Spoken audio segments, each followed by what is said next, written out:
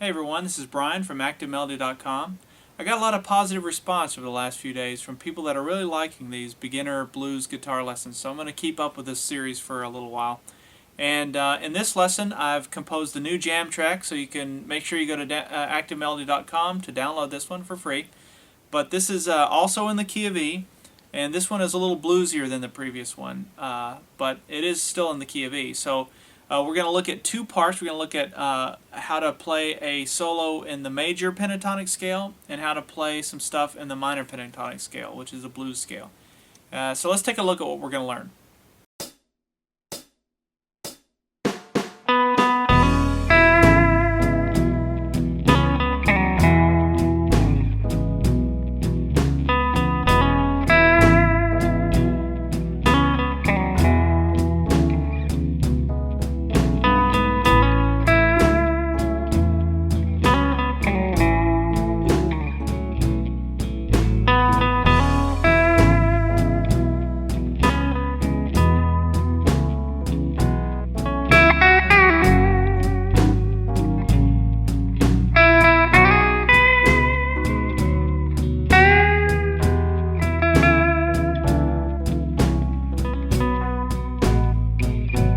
Alright, so let me explain what's going on here.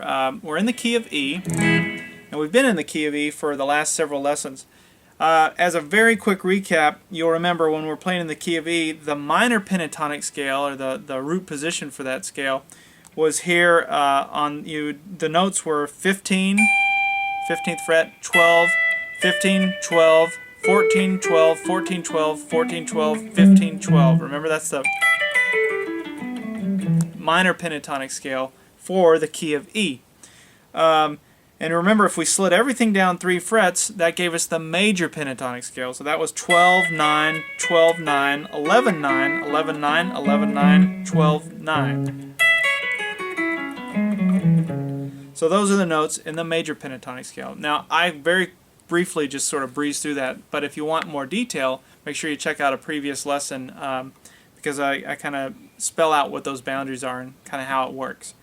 Okay, so so what I played here, the little solo that I played, was actually in the major pentatonic scale. You can tell because it's a little happier sounding. It's not quite as bluesy or as sad. Usually that's how you can tell by your ear. But so what I did here is I started on the 9th fret, the D string, and I played it a couple times. And then I hammer on to the 11th fret D string. Just like that.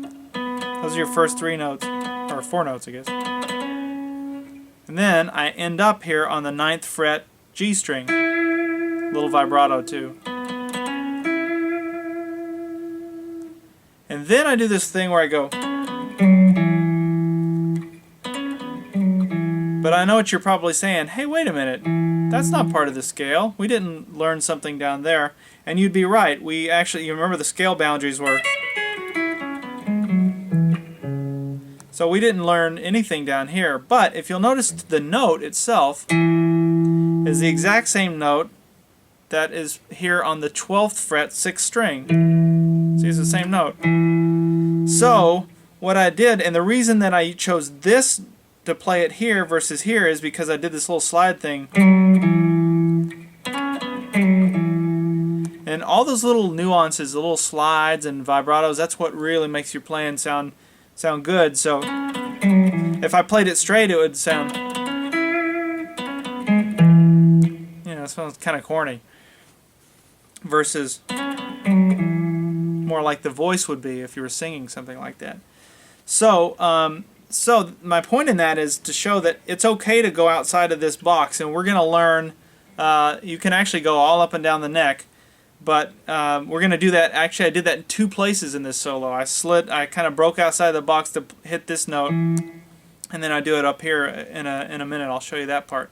So there's that first bit of the solo. And the nice thing about this solo is that part just repeats itself. So you play it 2 times, then you go and you play it the 3rd time once the chords change to A. you can play the same riff, and then you play it again for a fourth time.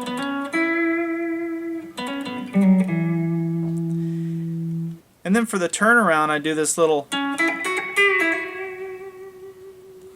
lick that looks like that.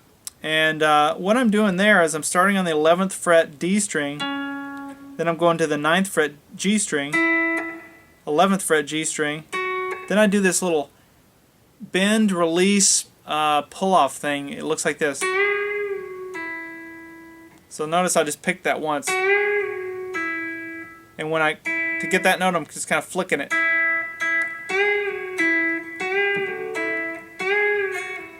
You could pick it, but it happens so quickly. It really works best to just sort of do a pull-off there. So then we land on the the G string 11th fret.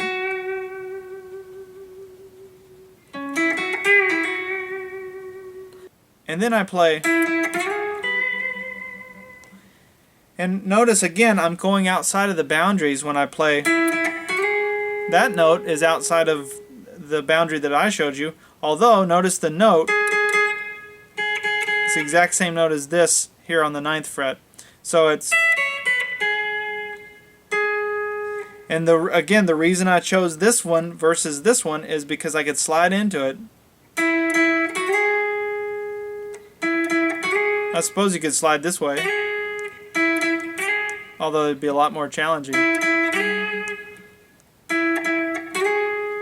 And then I land on the 12th fret B string.